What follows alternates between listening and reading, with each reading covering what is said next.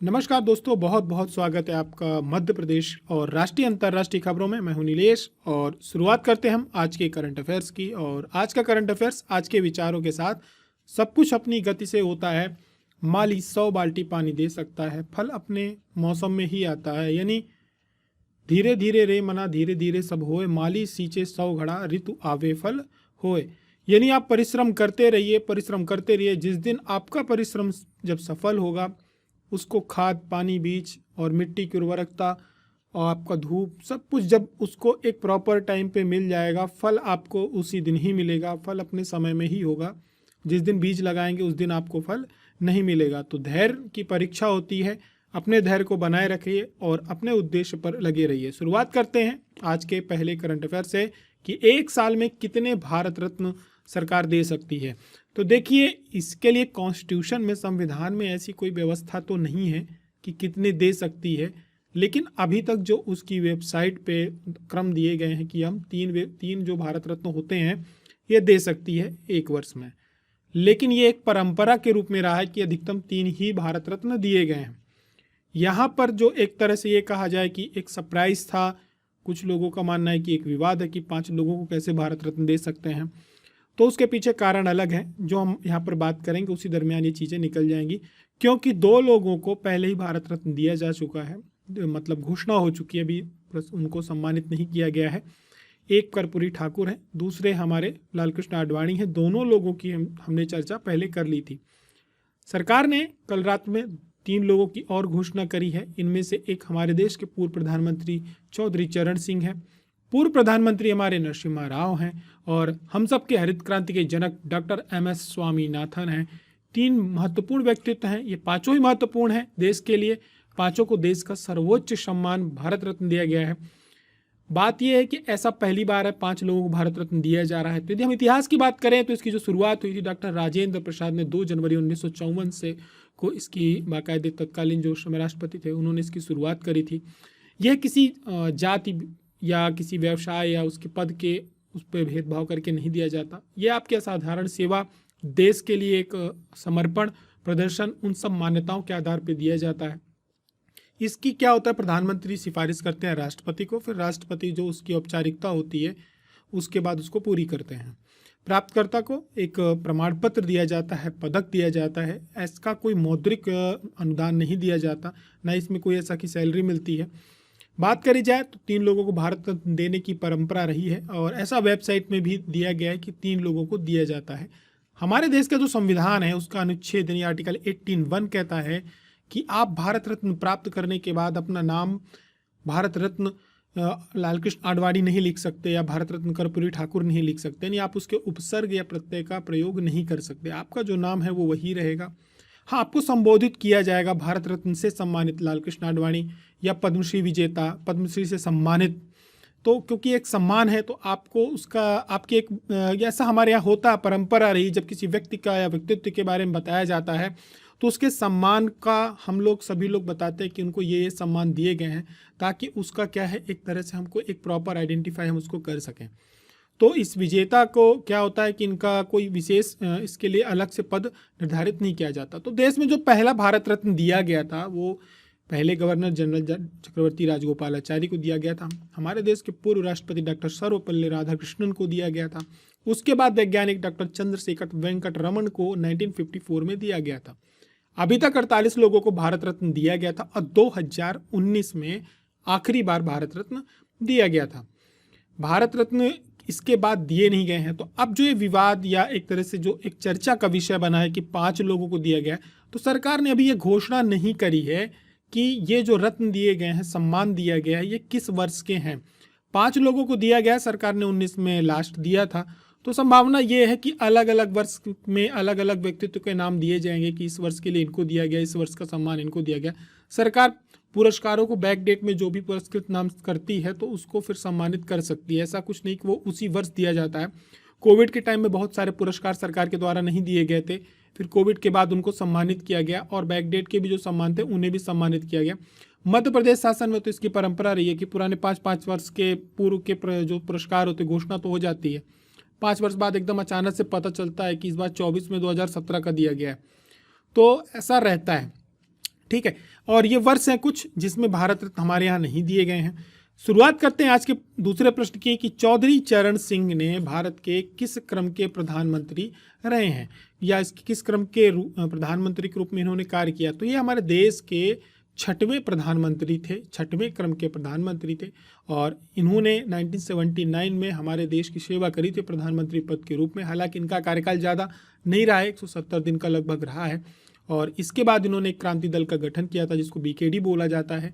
फिर इसके बाद संयुक्त सोशलिस्ट पार्टी का उस पर विलय कर दिया था, और वर्तमान में जो बीएलडी है, भारतीय लोक दल है, उत्तर प्रदेश के चुनाव में इसकी खासा चर्चा रहती है। उत्तर प्रदेश और हरियाणा के जो चुनाव होते हैं तो वहाँ पर इनकी चर्चा रहती है। और इनका जो जन्म हुआ था उत्तर प्रदेश का मेरठ जिला है, वहाँ पे नूरपुर है, वहाँ पे इनका 1902 में जन्म हुआ था। भारत सरकार में यदि इनकी राजनीतिक यात्रा की बात करी जाए तो प्रधानमंत्री के अलावा 1946 में वे संसदीय सचिव रहे हैं। इसके बाद कृषि मंत्री रहे हैं और यूपी के मुख्यमंत्री रहे हैं 1970 में। और इनको जो विशेष सम्मान है इनका हमारे देश में, एक कृषि के जो बोला जाता है, एक उनको इस कृषि का प्रधानमंत्री या कृषि नेता के रूप में इनकी एक बहुत बड़ी पहचान है। यूपी में इन्होंने भूमि सुधार पे काफ़ी कार्य किया था, इसलिए वहाँ पे उसके वास्तुकार कहे जाते हैं। फिर डिपार्टमेंट ऑफ रिप्लेशन बिल 1939 में इन्होंने तैयार किया था, और इसमें जो ग्रामीण देनदार थे उनको काफ़ी राहत भी मिली थी। भूमि जोत अधिनियम लाया था। कृषि के क्षेत्र में इन्होंने बहुत कार्य किए थे, इसलिए किसानों का नेता कहा जाता है और किसानों के बीच में इनका बहुत सम्मान है। इसके अलावा इनके द्वारा कुछ पुस्तकें भी लिखी गई हैं, जमींदारी का उन्मूलन हो, सहकारी खेती का एक्सरे हो, किसानों का स्वामित्व या श्रमिकों के लिए भूमि, भारत की गरीबी और उसका समाधान, एक निश्चित न्यूनतम से नीचे जोत के विभाजन की रोकथाम, ये पुस्तकें इनके द्वारा लिखी गई थी।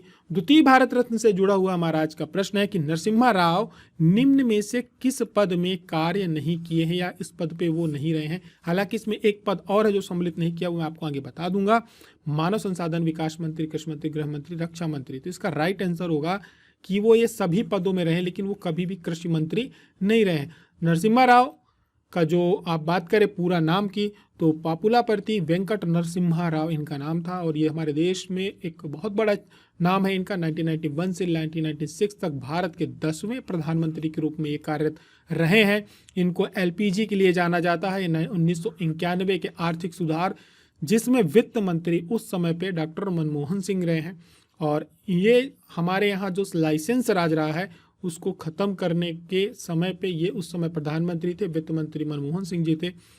देश में हमारे जो लाइसेंस राज था उसको समाप्त किया था। बाहरी जो हमारे एक तरह से आप ये कहिए कि हमारे निवेश को उसके बाद बढ़ावा मिला और भारत तीव्र गति से क्या किया, ग्रोथ किया। नरसिम्हा राव 91 से 96 तक प्रधानमंत्री रहे। उसके पहले राजीव गांधी की गवर्नमेंट के टाइम में विदेश मंत्री रहे, फिर गृह मंत्री भी रहे, रक्षा मंत्री भी रहे, मानव संसाधन विकास मंत्री भी ये रहे हैं। और साथ में बात करी जाए इनकी तो कृषि मंत्री नहीं रहे। इन्होंने लगभग सभी बड़े मंत्रालयों पे इन्होंने देश के लिए सेवा की है, और इन्होंने कई पुस्तकें भी लिखी हैं जो कि तेलुगु उपन्यास था इनका वेई पदगालू, आपको ये याद रखना, जिसका हिंदी में अनुवाद हुआ था सहस्रफान। कई बार पेपर में आपसे पूछ लिया जाएगा इसकी रचयिता कौन है या लेखक कौन है, तो याद रखना है। और पान लच्छत कोड़ो घेटो केंद्रीय साहित्य अकादमी प्रकाशित मराठी उपन्यास था इनका, बाद में तेलुगु अनुवाद किया गया अबला जीवितम के नाम से। और इन्होंने अंतर्राष्ट्रीय कूटनीति के क्षेत्र में इन्होंने काफ़ी अच्छा कार्य किया। देश की एक ये कहिए कि जो हमारी राजनीतिक और प्रशासनिक इनके पास एक अनुभव था, क्योंकि विदेश मंत्री भी रहे हैं, तो जो हमारा इंटरनेशनल अफेयर्स था उस पर इन्होंने बहुत अच्छा कार्य किया और हमारे देश की जो पकड़ है दुनिया में एक मजबूत बनाई। अगले भारत रत्न MS स्वामीनाथन की बात करें तो इनका जन्म किस राज्य में हुआ है, तो जो इनका जन्म हुआ है तमिलनाडु राज्य में हुआ है, और हरित क्रांति के जनक के रूप में हमारे देश में जाने जाते हैं। और काफ़ी समय के बाद इनको ये वो सम्मान मिला है जो इनको मिलना चाहिए, जबकि इसके पहले इन्हें बहुत बड़े बड़े सम्मान दुनिया पे मिल चुके थे। इनका जन्म 7 अगस्त 1925 को तमिलनाडु के तंजावुर जिले में हुआ था, और हरित क्रांति के जनक रहे ही हैं हमारे। और इन्होंने भारतीय कृषि अनुसंधान परिषद के एक महानिदेशक और कृषि मंत्रालय में प्रमुख सचिव के रूप में और कृषि अनुसंधान प्रयोगशालाओं में इन्होंने अलग अलग पदों में कार्य किया है। इसके अलावा 1988 में इन्होंने प्राकृतिक और प्राकृतिक संसाधनों के संरक्षण के लिए अंतर्राष्ट्रीय संघ के अध्यक्ष के रूप में भी कार्य किया है। धान की अधिक उपज देने वाली चाहे किस्में हो, उसमें इन्होंने कृषि उत्पादन को बढ़ावा देने के लिए जो जिनकी कम आय होती है किसानों की, किस प्रकार से उनकी आजीविका में सुधार किया जाए। इसके अलावा इन्होंने जो आलू, गेहूं और चावल होता है, जूट के अनुवांशिकी होती, इस पर इन्होंने शोध किया, अध्ययन किया। उसके बाद बीज उपलब्ध कराए और इन्होंने उत्पादन बढ़ाने में इतना कार्य किया कि इन्होंने इसके बाद इनको नॉर्मन बोरलॉग जैसे वैज्ञानिकों के साथ इन्होंने कार्य किया है, जिनका विज्ञान का कृषि विज्ञान के क्षेत्र में बहुत बड़ा नाम है। और यहीं से उन्होंने हमारे देश में हरित क्रांति, जब उन वैज्ञानिक, क्या होता है जब बड़े लोगों के साथ आप कार्य करते हो, महान व्यक्तित्वों के साथ कार्य करते हो, तो कुछ न कुछ अंश या प्रेरणा आपको वहाँ पे मिलती है कि आप एक बड़ा काम कर जाते हो। वही हमारे देश में जब इन्होंने नॉर्मन बोरलॉग, जिनके नाम से पुरस्कार दिया जाता है, उनके साथ इन्होंने जब कार्य किया और उसके बाद इन्होंने हमारे देश में हरित क्रांति की क्या की, क्रांति पैदा करी। संयुक्त राष्ट्र पर्यावरण कार्यक्रम में इनको आर्थिक परिस्थिति के जनक के रूप में मान्यता प्राप्त है। स्वामीनाथन ने रासायनिक जैविक प्रौद्योगिकी को अपनाने और गेहूं और चावल की उत्पादकता में तेजी से बढ़ावा देने के लिए सी सुब्रमण्यम और जगजीवन राम जैसे कृषि मंत्रियों के साथ कार्य किया। पुरस्कार के रूप में इनको 1971 में रैमन मैग्सेसे पुरस्कार, 1986 में अल्बर्ट आइंस्टीन विश्व विज्ञान पुरस्कार, फिर इसके बाद पद्मश्री, पद्म भूषण और पद्म विभूषण, और पद्म विभूषण के बाद जो सबसे उच्च सम्मान होता है हमारे देश में, प्रथम सम्मान होता है वो भारत रत्न, वो इनको 2024 में सम्मानित किया गया है। किस वर्ष का सम्मान होगा, ये जब सम्मानित किया जाएगा तो ये क्लियर हो जाएगा। आगे की तरफ बढ़ें। अभी जिस प्रकार से हालांकि घोषणाएं हो रही हैं भारत रत्न की, तो जब सम्मान मिलते मिलते ऐसा लग रहा है कि 2-3 नाम और जुड़ सकते हैं। निम्न में से कौन गौड़ी मिशन के संस्थापक के रूप में जाने जाते हैं? बहुत ही अच्छा प्रश्न है ये आज का।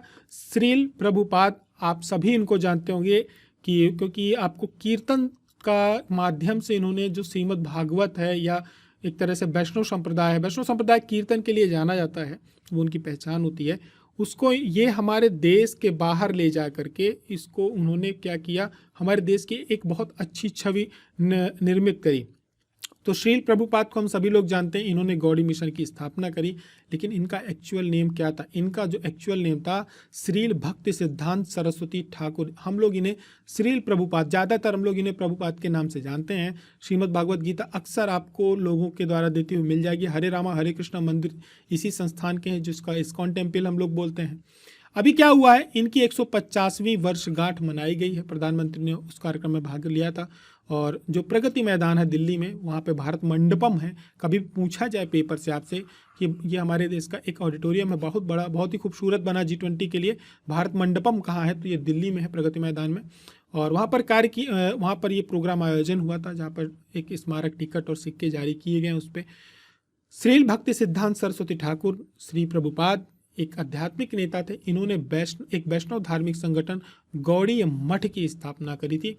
6 फरवरी 1874 में पुरी में इनका जन्म हुआ था, और 20वीं सदी के सबसे प्रभावशाली आध्यात्मिक गुरुओं के रूप में ये जाने जाते हैं। इन्होंने वैष्णववाद की शिक्षाओं को आगे बढ़ाया, उसके प्रति इनका बहुत समर्पण था। वैदिक परंपराओं को इन्होंने संरक्षण प्रदान किया। साथ में 1913 में इन्होंने कलकत्ता में एक प्रिंटिंग प्रेस की स्थापना करी, जिसका नाम इन्होंने भागवत यंत्र रखा। इसको भी आपको याद रखना है, भगवान की मशीन जिसका मतलब होता है। और श्रीमद् भागवत गीता को घर घर पहुंचाने में इनका बहुत बड़ा योगदान है। उन्होंने बंगाली में चैतन्य चरितामृत लिखा और सज्जन तोषानी नामक एक पत्रिका भी छापी जब उन्होंने उसकी प्रिंटिंग प्रेस की स्थापना करी। लेकिन इसके साथ साथ इन्होंने अछूतों के रूप में लोगों के लिए बहुत कार्य किया, उसको परिभाषित किया, और सामाजिक या वंशानुगत पृष्ठभूमि के बजाय इन्होंने भगवान की सेवा के प्रति जो सत्तापूर्ण थे उनको सबको खत्म किया। अछूत को इन्होंने, जो ये एक बीमारी नहीं है, ये एक हमारा वैचारिक है, इसको समाप्त करने में इनका बहुत बड़ा योगदान रहा। साथ में गौड़ी मिशन के संस्थापक रहे, और पहले ये मठ था, फिर मिशनरी के रूप में संगठन बना, और वैष्णव संप्रदाय को इन्होंने आगे बढ़ाया, परंपरा को आगे बढ़ाया, और इसके संस्थापक भी हैं साथ ही साथ। और इसका जो इन्होंने रजिस्ट्रेशन कराया था 1920 से लेकर 37 तक ये मठ के रूप में था, बाद में ये मिशन बन गया। इस्कॉन के संस्थापक हैं। इस्कॉन लगभग हर शहर में, जो बड़े शहर होते हैं वहाँ पर इनका आपको मंदिर मिल जाएगा। श्री कृष्ण का जन्माष्टमी बहुत ही उत्सव के साथ ये मनाते हैं। इसका फुल फॉर्म पूछो तो आप international society for Krishna consciousness, ठीक है, ये इसके संस्थापक हैं। हरे कृष्ण आंदोलन के रूप में इसको हम लोग जानते हैं। ये इस्कॉन जो है ये वैदिक या हिंदू संस्कृति के भीतर जो एकेश्वरवादी परंपरा होती है उसको क्या करता है, उससे संबंधित है और उसका प्रसार करता है। श्रीमद् भागवत गीता, भगवत पुराण, श्रीमद् भागवतम भक्ति योग परंपरा ऐतिहासिक ग्रंथ इन पे आधारित हैं। और इनका यदि बात करी जाए, इस्कॉन के जो दर्शन है उस पर कहा गया है कि जीवित प्राणियों के लिए अंतिम जो लक्ष्य होता है वो भगवान कृष्ण, या आप जिन्हें कह सकते हैं सबसे ज़्यादा आकर्षक हैं, सर्वाकर्षक हैं, उनके प्रति उनके मन में प्रेम जागृत करना है। बढ़ते हैं छठे प्रश्न की तरफ। छठा प्रश्न है हमारा, फरवरी 2024 में लक्ष्मी नारायण अंतर्राष्ट्रीय पुरस्कार किसे दिया गया है? तो ये दिया गया है कोई और नहीं, प्यारेलाल शर्मा को दिया गया है। लक्ष्मी प्यारेलाल का जो अपने संगीत है वो सुना होगा, वायलिन बजाते हैं ये, इनकी जोड़ी थी, तो उनको पुरस्कार किया गया प्यारेलाल शर्मा को। और ये जो एल सुब्रमण्यम और कविता कृष्णमूर्ति ने इनको Lakshmi Narayan global music festival में प्यारेलाल को ये सम्मान प्रदान किया है। कविता कृष्णमूर्ति सिंगर हैं, एल सुब्रमण्यम भी वायलिन बजाते हैं। हमारे देश के बहुत बड़े संगीतकार हैं ये। और साथ ही में इनको इसके अलावा इसी वर्ष प्यारेलाल शर्मा को पद्म भूषण, हमारे देश का जो तीसरा सबसे बड़ा सम्मान होता है, उससे भी सम्मानित किया गया है। इसके अलावा हमारे देश के पूर्व राष्ट्रपति KR नारायण के द्वारा इन्हें लॉर्ड यहूदी मेनुहिन को पहला लक्ष्मी नारायण अंतर्राष्ट्रीय पुरस्कार प्रदान किया गया था। Lakshmi Narayan global music festival जो है, इसकी शुरुआत 1992 में डॉक्टर एल सुब्रमण्यम ने की थी। और इसके अलावा आगे की तरफ बढ़े, बात करें हम लोग प्रश्न क्रमांक 8 की। प्रतिवर्ष किस तिथि को विश्व दलहन दिवस मनाया जाता है? तो प्रतिवर्ष 10 फरवरी को विश्व दलहन दिवस मनाया जाता है। और इसमें क्या है, सभी जितने भी ये दिवस मनाए जाते हैं, अंतर्राष्ट्रीय दिवस मनाए जाते हैं, जिस नाम से मनाए जाते हैं उसको प्रमोट करने के लिए मनाए जाते हैं, उसके बारे में जागरूकता बनाने के लिए मनाए जाते हैं। इस वर्ष का जो विषय है 2024 दालें, पौष्टिक मिट्टी और लोग है। संयुक्त राष्ट्र महासभा ने 2019 में इसको 10 फरवरी को विश्व दलहन दिवस के रूप में घोषित किया था। और बुर्किना फासो है, इन्होंने ये प्रस्ताव रखा था, अफ्रीकन महाद्वीप में आता है।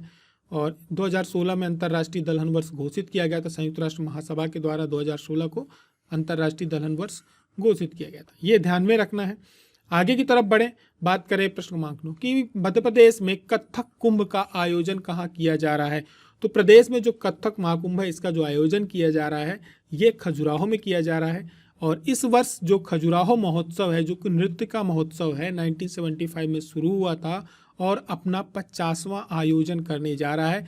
इसलिए यह विशेष है। और इसी उपलक्ष्य में, क्योंकि कथक या नृत्य से जुड़ा हुआ है, तो स्वाभाविक रूप से कुछ ना कुछ रिकॉर्ड बनना था। जैसे अभी हमारे यहाँ तानसेन समारोह में तबले का रिकॉर्ड बना है, तो इस बार कथक का 1500 से 2000 कलाकार एक साथ सामूहिक नृत्य करेंगे और कथक कुंभ को विश्व रिकॉर्ड के रूप में स्थापित करेंगे।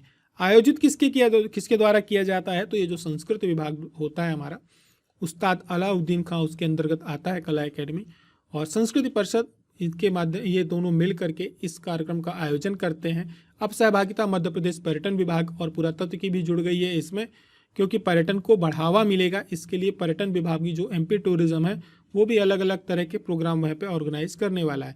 जो वहाँ पे एक चंदेलकालीन कंदरिया महादेव है और जगदम्बा मंदिर है, वो एक परिसर है, उसी परिसर पे ये पूरे के पूरे प्रोग्राम का आयोजन किया जाता है। साथ ही में हमारे प्रदेश का जो राज्य स्तरीय अलंकरण पुरस्कार होते हैं, रूपांकर पुरस्कार जो होते हैं, वो भी उसी समय पे 10 लोगों को दिए जाते हैं, 10 राज्य स्तरीय दिए जाते हैं, वो भी उसी समय पे सम्मानित किए जाते हैं।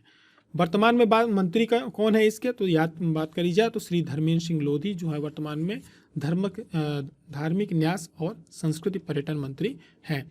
अगले प्रश्न की तरफ बढ़े तो अभियोजन स्वीकृति से संबंधित मंत्री परिषद समिति का पुनर्गठन किया गया है। यह किसकी अध्यक्षता में किया गया? तो ये जो किया गया है यह मुख्यमंत्री की अध्यक्षता में किया गया है। मोटी मोटी बात ये है, शासन और प्रशासन आपके प्री के सिलेबस में है, तो थोड़ी थोड़ी ऐसे प्रश्न आते हैं, तो आप उनको थोड़ा सा ध्यान रखा करें और कहीं भी हो तो लिख लिया करें। क्या है कि हमारे यहाँ जितने भी मंत्री होते हैं, कैबिनेट मिनिस्टर होते हैं और जो विभागीय मंत्री होते हैं, वो इसके सदस्य होते हैं, मुख्यमंत्री इसके अध्यक्ष होते हैं।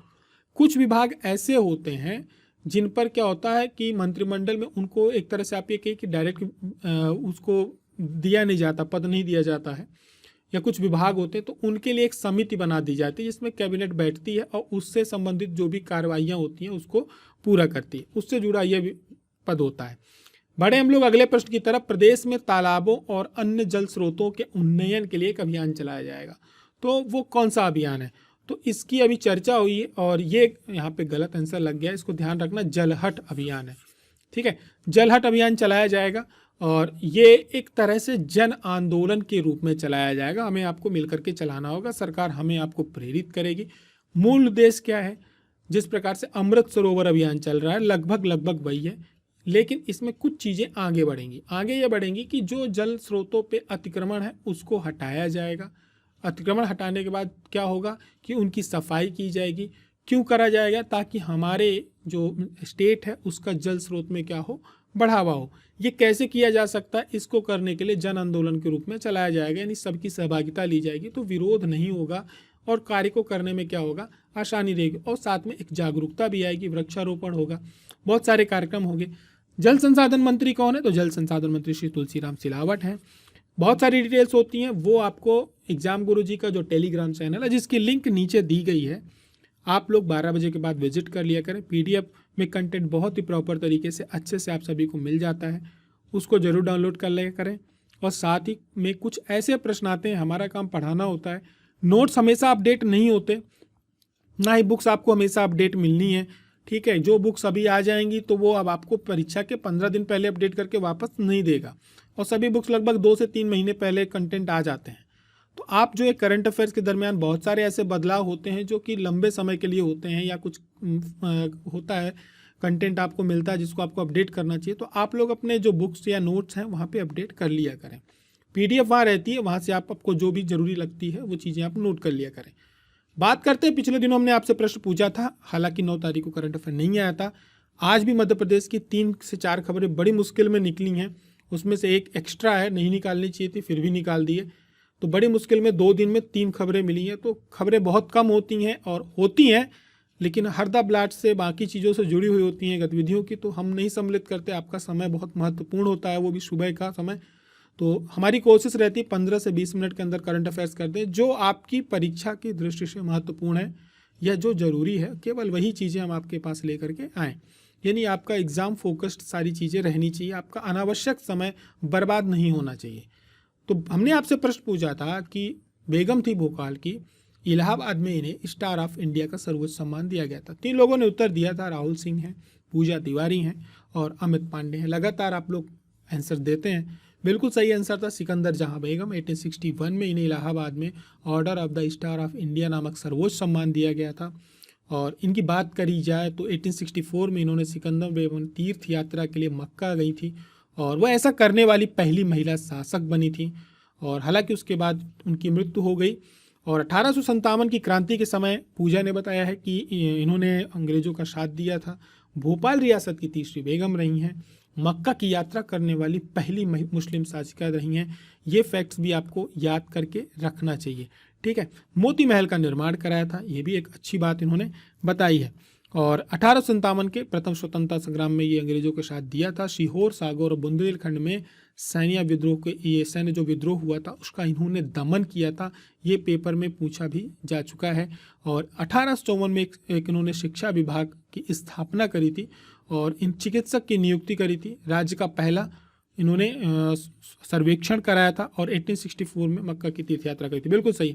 तो केवल बात हुई थी बेगम की, बेगम का नाम भी नहीं बताया था। सिकंदर जहां बेगम थी, वो सिकंदर जहां बेगम के बारे में वो 4 से 5 ऐसी बातें हैं कि यदि वो आपसे 3 मार्कर या 5 मार्कर में पूछ ले तो आज आप लिख सकते हैं।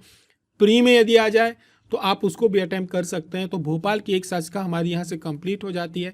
तो जिन्होंने भी ये करंट अफेयर्स देखा होगा तो उनको आज सिकंदर जहां बेगम के बारे में कहीं और ज़्यादा खोज करने की आवश्यकता नहीं रह गई होगी। तो यही हमारा मोटिव है और इसी मोटिव के साथ हम आगे बढ़ते हैं। करंट अफेयर पसंद आता है तो शेयर आप लोग जरूर कर दिया करें। बहुत कंजूसी करते हैं, इतनी कंजूसी नहीं करनी है।